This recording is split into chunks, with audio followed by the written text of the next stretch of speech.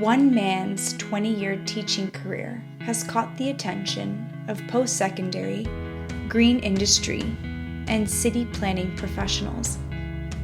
Who is this man? And why is his work deemed essential? Hello, my name is Dan Kunanec. Like my parents, I've always had a pioneering spirit.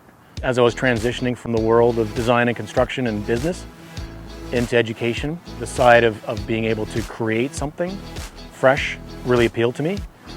Don Mills has become part of who I am, not only as a teacher, but as a person. Well, let's see, we have a pond, a water feature pond. We had to find a way to get money. And so for us, that was one of our early grant proposals. So with that, we got an interest and skill sets to design and build an aquaponics system and change that structure, and going from tilapia to local native species.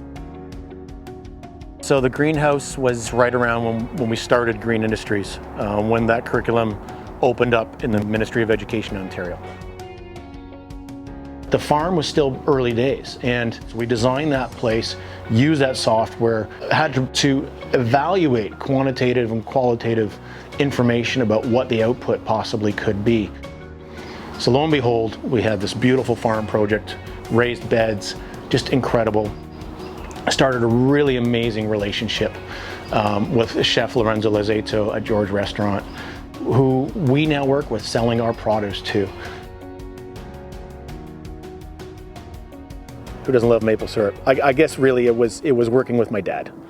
He started doing maple syrup about 15 years ago. It was quickly obvious I have to do this at school with my students.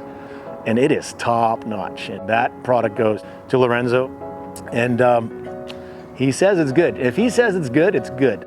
So some of the wood that we have now in our outdoor kitchen, which became a centerpiece in that farm, some of that wood is used from trees where they had to come down because sections of land were needed for the Eglinton Crosstown. And then the naturalized seating that we've created out of, again, pieces of wood and trees and lumber that otherwise may have gone to the landfill. And then of course, we wanted to go further. And that was the Haudenosaunee Mountain Gardens, and working with Alan Coley and talking about how people thousands of years ago had these incredible abilities and knowledge of the land to produce on such a high quality level. And then we pushed it further. And a concept that I thought about even 20 years ago is this vineyard. We developed a relationship with Paul Pender at Taw's Wineries in Niagara. For us to expand an orchard was the next natural step. And so we have here a 40-tree mixed variety orchard. When you're working with someone like Paul or any other expert, we're instantly elevated in our abilities and our skill sets. And when you're matching the best of the best with the best potential of the students, think about how quickly you're bringing that group up. We knew that COVID existed in the world, but it seemed like it was somewhere else. When things shut down, we had a greenhouse with 5,000 seedlings planted by our students. Seedlings are doing really well. I can see some basil. I can see some eggplant coming up. And the goal was to get the garden in and start raising the vegetables and fruit and plants, and also augment those baskets that went out to families in need. And we did it in such a way that it actually was our own community families who had students here who were in really difficult situations. And so we ended up getting food out once a week. It's all about that resiliency. So the more you can pad yourself with good things and then trust your skills and your instincts and the people around you and the resources you have, so that if something goes wrong, you're more able to respond to it and not only survive it, but actually maybe thrive. For every proposal that I make, there are several who will first say, well, aren't you worried about the people who live across the street taking the fruit from the orchard? To, well, if we build these seats, students might come and vandalize them. We need to trust our citizens that they will be honored by what we're doing for them and with them, and that community pride starts to build. And if people from across the street need some fruit, they're welcome to it.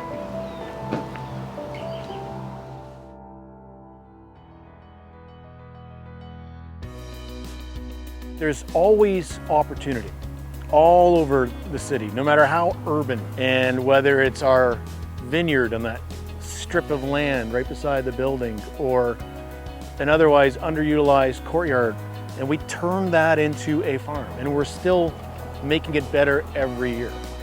I'm all about, the experience, the process. So I evaluate process. That means I'm evaluating mistakes, but I still am a firm believer that's where the best learning comes from. And so trust yourself to do your best. Trust yourself to know that mistakes are going to happen, and just be as immediately reflective as possible and be positive in that reflection and move on. It's a privilege to be standing in front of a group of the next generation. And so, that relationship really matters.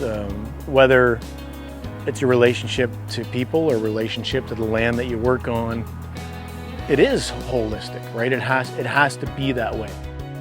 If we're in a state of wellness, and if the people around us that we care about and we're working with, and making sure that we do care about them, are in a state of wellness, then everything's better. It just is. Dan raises the standards for green industries, and his message is clear. There are lots of amazing people that have incredible abilities. It's really important that people that have some say recognize those champions, recognize those thinkers, create scenarios, support those people. If we all get together behind this, or at least support the people that have those skills, then great things will happen for sure.